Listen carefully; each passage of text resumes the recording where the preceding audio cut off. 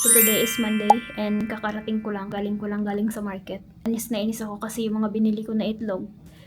Dahil nakandabasag. Ipakita ko sa inyo yung mga binili ko sa palengke. Ang dami kong dala pa uwi. So marami akong gulay na binili. Ang kailangan ko pang panghugasan to bago ko ilagay sa ref. Ang bumili ako ng bangus, yung bangus na boneless ba? Saging na 1 kilo. Sobrang mura lang ng kilo ng saging ngayon sa palengke. This is only 60 kilo. 60 ang kilo. So, sobrang makakamura ka talaga kapag sa palengke ka bumili. And mangga. Siguro sobra 1 kilo to. Nasa 200 ang kilo. And saging na saba. So, plano ko magbananakyo ako sa sunod na araw. So, bumili ako ng 1 kilong saging na saba. So, ganito lang. Maliliit na yung binili ko. Actually, maliliit na klaseng saging lang to. Maliliit na yung binili ko this time kasi para hindi ko na siya hiwain ng dadalawa sa isang perasong saging kung malalaki siya. And of course, yung kamatis, this is only 20 pesos lang ha. Nasa 40 yung kilo. Mura lang yung kilo ng kamatis ngayon. So, this is kalahati. 20 pesos. Bumili din ako ng mushroom kasi yung binili kong hipon ng karaan. Plano ko siyang gawing soup na may mushroom. So, nagbili ako ng isang pakete ng mushroom. So, bali sa isang pack niya, marami na siya. I mean, iba-ibang klase na siya. Hindi ko alam kung ano mga tawag sa ganitong mushroom ba, yung iba-ibang klase. So, bali, 4 na klase mushroom meron siya sa loob. 100 pesos lang to. And, bumili rin ako ng separate na, klase. Anong tawag ba dito sa mushroom na? Enoki. This is enoki. So, meron akong 2 enoki na mushroom. Bumili rin ako ng talong. 3 piraso yan. Carrots. Dumagdag pa ako ng carrots kasi kahapon bumili rin ako sa supermarket. Pero, sabi ko dagdagan ko. And broccoli, isang bungkus ng broccoli, palaya, and sibuyas. So, ito lang naman ang binili ko. Hindi naman siya masyadong marami, kaya lang sobra siyang bigat dalhin. Meron pa pala akong biniling isang prutas. Bili ako ng 1 kilo. Sobra yata ito 1 kilong dragon fruit. Nasa 200 ang kilo nito. 3 piraso na. Sobra 1 kilo to eh. Nasa 250 yung binayaran ko. Mura lang sa palengke, pero kapag sa supermarket ka bumili, talagang sobrang napakamahal. So, diba? So, ganito siya. Malalaki na siya. So, sa 1 kilo, siguro mga 2 piraso 1 kilo. And bumili pa pala ako ng repolyo. Ewan ko ba ang mahal ng repolyo ngayon? Kalahati nga lang binili ko, oh. Nasa, na siya, 60 pesos. Ang mahal-mahal ng 1 kilo. Bumili nga pala ako ng talong kasi si Elmo na nag-request siya ng ensalada ba yan? Ensalada na talong.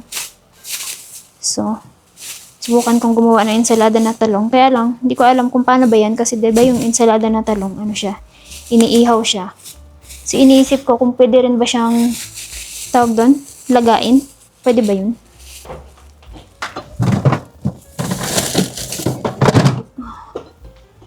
Ang dami kong prutas na ngayon, stock ngayon. There's no reason na hindi magluto ng mga gulay kasi ang dami kong stock ng gulay ngayon. Ngayon may ano pa pala kami dito. Ito, ano bang tawag dito? Citrus ba yan? So, plano ko i-juice ko siya. Hindi ko alam kung kailan, baka bukas. Siguro bukas na lang kasi wala na akong time ngayon.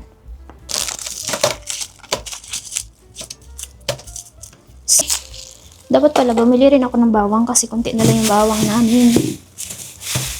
Hindi ako bumili ng bawang kasi akala ko meron pa kaming stock. Ayun pala, 3 piraso na lang. 3 cubes na lang ba? Oops. Ito pala yung nabasag na itlog kanina. So at least nakasave pa ako ng 4. 4 yan. 4 siguro na piraso yan or 5. And ito yung naiwan. May basag pa nga yung isa, oh. So, 1, 2, 3, 4, 5, 6, and 12 dito. So, ayan yung naiwan. So, bali 25 lahat yan. 12. So, 18 na lang yung natira. 7 peraso yung nabasag. Diba? Magluluto muna ako ng pasta na may ground beef. So, magkakat lang ako ng sibuyas at saka bawang. Siguro mas maraming bawang, mas maganda. So, 1 bawang and 2 sibuyas. Gusto ko maraming nilalagay na sibuyas at saka bawang. I mean, mas yung aroma ng bawang. Pag mas malakas yung aroma ng bawang pag mas marami siya. So, i-chop ko lang tong bawang, sibuyas, at saka itong mushroom na nasa lata. So, mas maaga pala ako nagluto ngayon, guys, kasi pa lunchtime na ni Elmonen, makakain siya ng maaga. What? That's more than 1 kilo. Sarapin. Pag natapos ako magluto ngayon, may time pa siguro ako mag-gym. Kahit mga 1 oras lang, mag-gym ako ngayon. May gym pala dito sa baba guys, dyan sa may kabilang building, which is good kasi malapit lang siya. So hindi ko na kailangan pumunta sa, alam mo yun. And actually nag-start na yung kanilang biometrics ngayong buwan. So ibig sabihin lahat ng magpupunta is kailangan ng magbayad. Kasi nakaraang buwan, nakaraang taon wala silang bayad, it's free. Pero ngayong buwan, nagsimula na silang mag-collect ng biometrics ng mga tao. So ibig sabihin, magpapabayad na sila ng monthly. Yes. Grabe, ito ba yun? Tulo ng luha.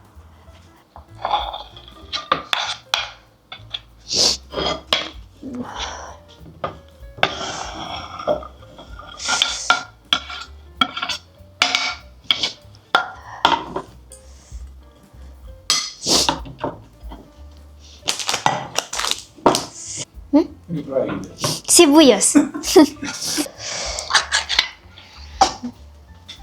7 or 8. I bought like 25. Oops.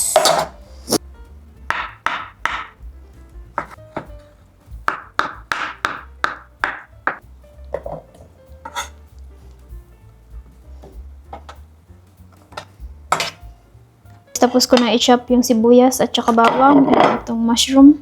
So, maglalaga na ako ng pasta. Ilagay lang ako ng tubig, mga kalahati lang siguro sa Today is her last birthday. Same size maybe with her phone. So, naglagay na ako ng tubig and lagyan ko lang siya ng asin at saka ng mantika.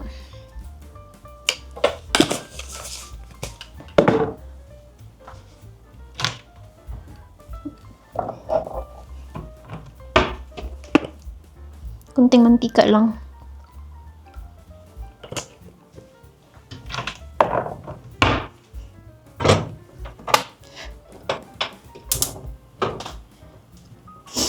Yan, luto ko lang yan and then magigisa ko na rin tong beef natin para halos sabay na silang maluto ng pasta.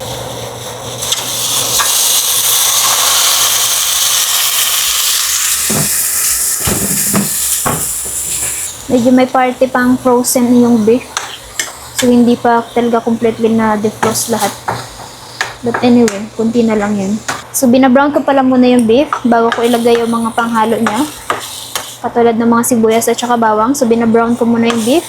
Beef kasi na nabibili namin sa SM, masyado siyang mamantika, masyado siyang mataba ba. Kaya mas prefer ko na i-brown muna yung beef para ma-extract ko ng maayos yung mga mantika na extra. Lagay ko na yung sibuyas at saka bawang. So, pagkatapos mo ma-extract yung mga oil sa beef, ground beef, pwede na ilagay yung sibuyas at saka bawang. So, I think it's time for pasta.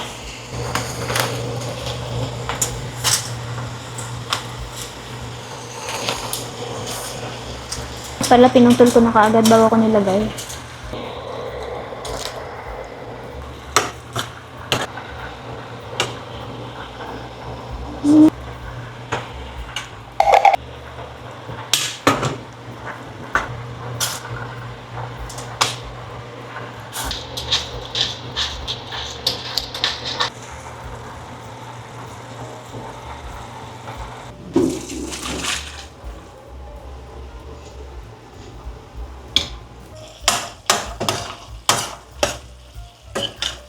So, okay na tong sauce. Wala nang tubig. Bahala na siya magsandok ng pagkain niya kung kailan siya ready.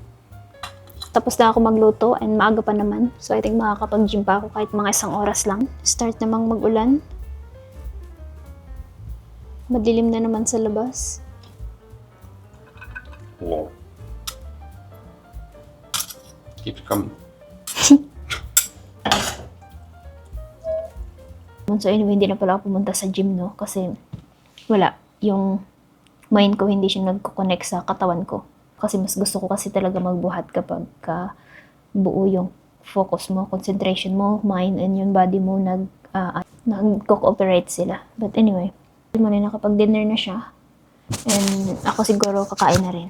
So ngayon is And time ngayon is 6:42 sa gabi.